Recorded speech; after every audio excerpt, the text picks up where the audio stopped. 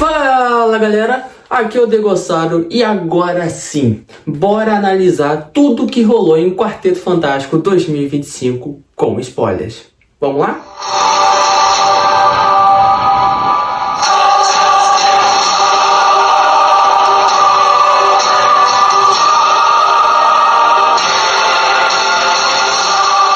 Galera, esse vídeo aqui não é exatamente eu contando sobre tudo que aconteceu no filme, porque basicamente tem muito vídeo por aí que já faz isso. Mas que eu quero dizer que eu vou falar do meu jeito, de como foi minhas expectativas, quando eu assisti, depois de eu sair do cinema, qual foi minhas emoções, e também criticar algumas coisas que faltaram, e claramente elogiar o filme no seu todo, agora com spoilers e falando sobre os personagens que apareceram e outros que foram cortados. Os personagens, pra mim, no filme, foram muito bem elaborados. E eu diria que não foi muito pelo elenco, o elenco foi muito bom na real, mas o roteiro entre os personagens foi muito bom. O que acontece? Pedro Pascal, ele já tá fazendo muito filme. E tipo assim, ele como o Senhor Fantástico tá muito bom pelo roteiro, mas pela atuação eu tenho que criticar algumas coisas, que ele continua sendo Pedro Pascal. Basicamente, ele tem muitos filmes. Cara, ele participou de Mandaloriano, fez The Last of Us, agora tá fazendo Quarteto Fantástico. Cara, essa é a minha situação. O Pedro Pascal está em todo lugar. Mas ainda assim, ele fez uma ótima atuação como o Senhor Fantástico, já que ele demonstrou um pouco a sua inteligência. Foi bem legal essas cenas dele como se esticando. Tipo, ele parecia um Homem-Aranha se balançando em Nova York. A diferença é que não é teia, é o próprio braço dele. Só que, claro, o CGI do filme eu achei muito estranho. Porque, bom, nas cenas de luta dele, quando ele se estica, por exemplo, quando o Galactus chega em Nova York, logo no final do filme, o Senhor Fantástico vai lá, se estica, usa até uma vara de metal e tenta sei lá o que, atacar ele, mas não deu muito certo. Aí o Galactus pega ele e puxa ele como se fosse um elástico. E justamente, só 20 metros tipo assim, o Galactus só puxou ele 20 metros, ele tava sentindo dor. Por que eu tô criticando isso? Porque o Senhor Fantástico, nos quadrinhos, e até filmes passados, como no início dos anos 2000, ele se esticava muito. Ele se esticava um monte. Nos anos 2000, o Senhor Fantástico ele já se enrolou numa montanha russa com a Legend. Nos quadrinhos ele já esticou muito. Eu acho que tá faltando alongamento pra você, Senhor Fantástico. Um pouquinho. A Mulher Invisível, atuada pela Vanessa Kirby, ela fez um ótimo trabalho também, tanto na atuação, impecável, mas também como Sue Storm. Ela, no final do filme, ela basicamente se sacrifica para empurrar o Galactus pro portal interdimensional. Porque, só deixar bem claro, o plano mesmo era jogar o Galactus num portal. Só que aí não tem como empurrar uma desgraça de um ser cósmico. Aí a Sue Storm tem que trabalhar. E bom, ela basicamente usou todas as suas forças, levando ela no limite, aí levando até ela morrer. Só que não se preocupe, ela vai voltar ainda nesse vídeo. E tipo assim, isso já mostra o nível de força que ela tem, mostrando que ela é a integrante mais forte do Quarteto Fantástico e também uma das mulheres mais poderosas do universo Marvel. Tocha Humana. Eu diria que esse Tocha Humana, ele foi bem inteligente. Ele basicamente, ele trabalhou sozinho para decifrar a língua da Surfista Prateado, a origem do planeta dela, e ainda assim ele conseguiu ser crucial. Por quê? Ele conseguiu impedir que a Surfista destruísse a última das pontes de teletransporte da Terra, que estava em Nova York, e ainda assim consegue afetar seu coração, já que ele faz ela relembrar porque ela virou uma Surfista Prateada. E também faz ela relembrar os povos que foram destruídos por ela, já que, cara, todos os planetas que o Galactus ele devora, ela que escolhe a dedo, entende? Não é o Galactus que escolhe, é a Surfista Prateada que escolhe. A Surfista Prateada escolheu a Terra, então deu nisso. E com isso ela foge temporariamente e no final é ela que se sacrifica para empurrar o Galactus pro portal definitivamente. E aí o portal fecha e o Galactus vai com Deus e tá lá vagando no espaço sem a nave dele, e aí ele vai ficar milhões de anos da luz fora da Terra, e até ele voltar a Terra já não existe mais. E o Coisa desse filme, eu também gostei muito, porque diferente do filme dos anos 2000, que a gente consegue ver que o Coisa, ele sofre. O Coisa, ele sofre de sua aparência, ele não gosta de ser o Coisa. No filme dos anos 2000, ele teve muito destaque. E isso meio que afetou muito o filme. Nesse filme, ele sofre também. Só que não é algo cansativo. É algo natural, sabe? A gente vê o sofrimento dele, mas ele, de todas as formas possíveis, ele tenta valorizar a sua humanidade. Ele se veste como pessoas normais, ele faz a barba, deixou a barba crescer para se sentir melhor. A diferença é que, bom, ele é de pedra e consegue segurar toneladas. É bem normal pra mim. O Herbie nesse filme, eu juro, eu não sei se é só eu, mas o Herbie não se parece com o Wall-E, do filme Wall-E. Eles não têm uma semelhança em aparência, até em som, sabe? Não sei se só eu percebi isso, mas são muito parecidos. Mesmo que parecidos, eu digo entre aspas, eu digo a cabeça deles, que parece, e um pouco dos seus sons, e até mesmo como porque eles foram criados. Ambos foram criados para servir a humanidade e limpar a sujeira deles. O Fantástico Carro, ele sim, eu gostei muito, porque ele é totalmente diferente dos outros Fantástico Carro. Porque nos quadrinhos existiu 3 modelos deles na história do Quarteto Fantástico inteiro.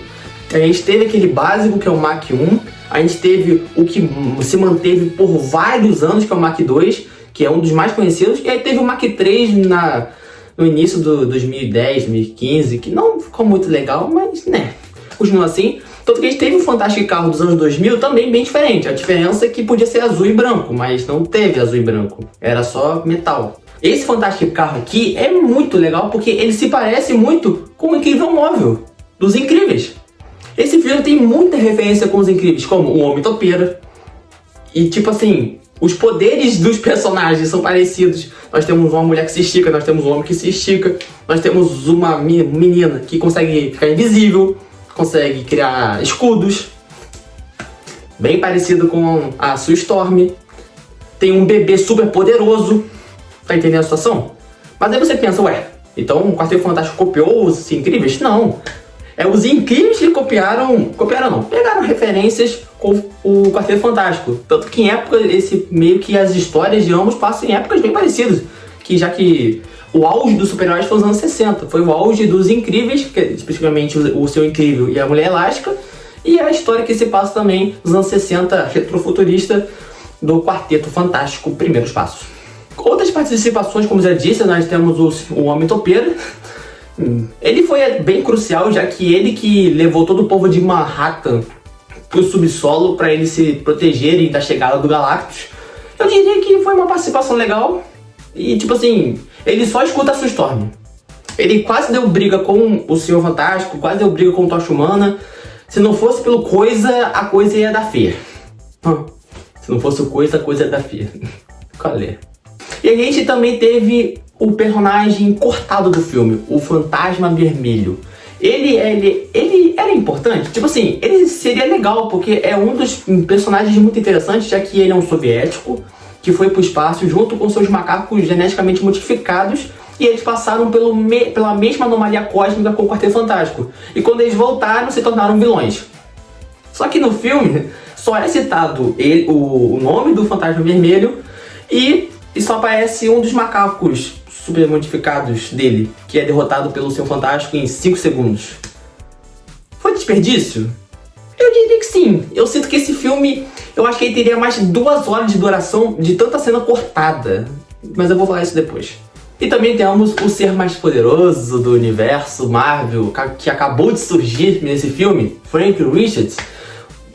Quando eu digo que esse garoto é poderoso, eu não tô brincando. Esse garoto, ele brinca de criar galáxias, brinca de criar universos, ele brinca de criar Big Bangs. Esse garoto aqui é um Beyonder, só que humano. Pra quem não sabe o que é Beyonder, é uma raça super poderosa que criou o multiverso.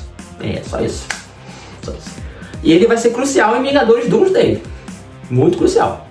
E aí vamos para a Surfista Prateada, que muitos queriam que fosse surfista, mas aí, né, a Surfista Prateada, eu achei legal o visual dela, como já tinha dito no vídeo passado, mas tipo assim, o backstory dela, o passado dela, é pouco explorado no filme, é mostrado que ela virou surfista prateado para salvar o planeta dela. Isso é a mesma coisa do surfista prateado padrão dos quadrinhos e do filme dos anos 2000. Mas ainda assim, todo mundo quer um surfista prateado homem, mas não se preocupe, ele vai aparecer. Ele vai aparecer. Depois de Guerras Secretas ele deve aparecer, mas ainda assim ela teve uma boa participação. Ela meio que, tipo assim, no fundo ela não quer ser a surfista prateado, porque ela meio que tanto que avisa o Quarteto Fantástico algumas vezes pra tipo, dá o bebê, não, vocês não deviam estar aqui e tal. Ela basicamente não quer que os mundos sejam destruídos, mas ela não tem escolha, porque ou é salvar um planeta ou perder o seu planeta natal. Aí tem essa parte tipo de escolher ou sua família, seu povo, ou salvar um outro povo que você desconhece. Isso é bem complicado, isso divide a opinião do público. Eu gostei muito disso. E é claro, né, o GOAT do filme, né, aquele ser que todo mundo queria ver e que finalmente não é uma fumaça. Galactus. Galactus. Ele simplesmente, no final do filme, não fez nada. Já vou deixar bem claro. Infelizmente, todo mundo que viu o filme sabe o que aconteceu. O filme inteiro, depois que a surfista prateado chega da Terra, fala que a Terra vai de Vasco, não tem jeito de resolver. O filme ele faz questão de botar medo na gente, falando, ferrou, se o Galactus chegar, ferrou.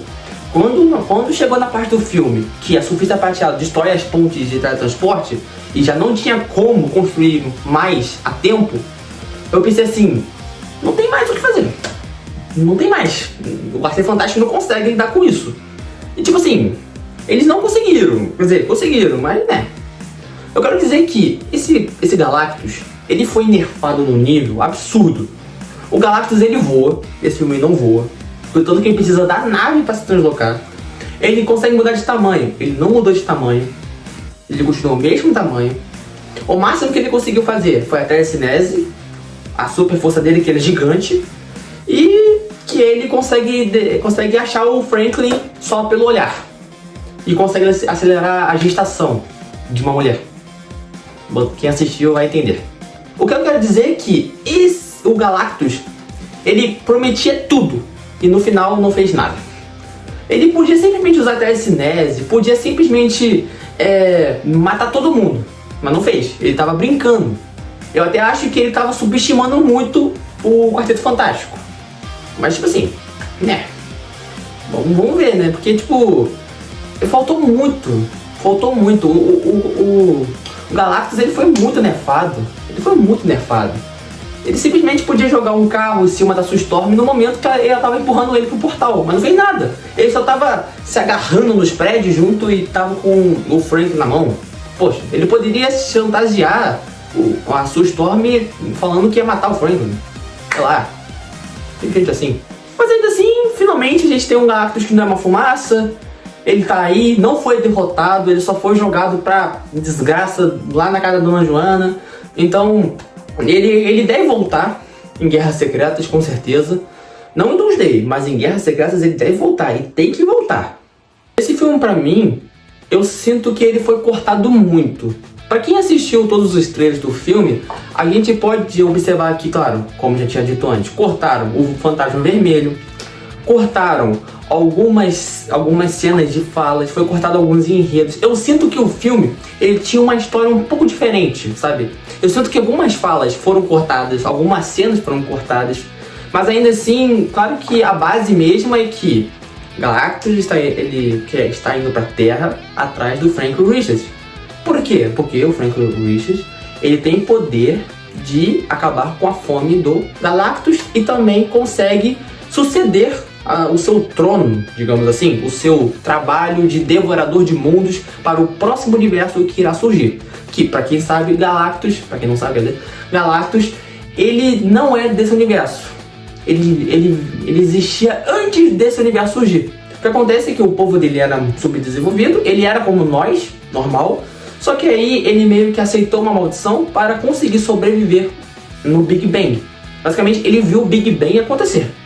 Tanto que no filme, o Senhor Fantástico fala que as amostras de composição da armadura dele, da tecnologia dele, são de bilhões ou trilhões de anos, muito além do que pode se dizer possível.